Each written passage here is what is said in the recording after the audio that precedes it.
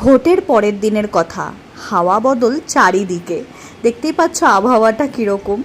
তো যাই হোক, তারপর এই যে হলুদ হলুদ ফুলগুলো আমাদের রাস্তায় পড়ে থাকে, আমার ভীষণই সুন্দর লাগে দেখতে।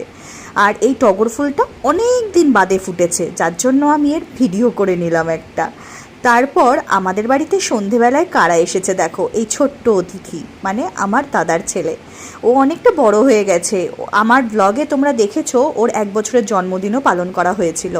গরম গরম রসগোল্লা এনেছিল বড় মা, সেটা সবাই মিলে আমরা খেয়েছি এবং ওর মুখে দিতে ওরও খুব আনন্দ হয়েছে। কিন্তু ভীষণ ঠাম্মা ভক্ত, ঠাম্মাকে ছাড়া এদিক ওদিক কোথাও যাবে না, ভীষণ চোখে হারায় ঠাম্মাকে। কিন্তু আমাদের বাড়িতে একটা জিনিস আছে যে এইটা দেখে ও খুব খুশি হয়ে গেছে।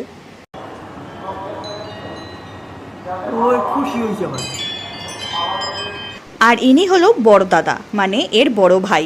ইনিও ছোটোবেলায় কিন্তু আমাদের বাড়িতে এসে খুব আদর খেয়েছে। এরা 2 ভাই খুব আদরের, আমরা ওদেরকে খুব ভালোবাসি। যাই হোক, তোমরা যদি আমার ব্লগ ভালোবাসো অবশ্যই ছোট করে লাইক আর সাবস্ক্রাইব করে দিও।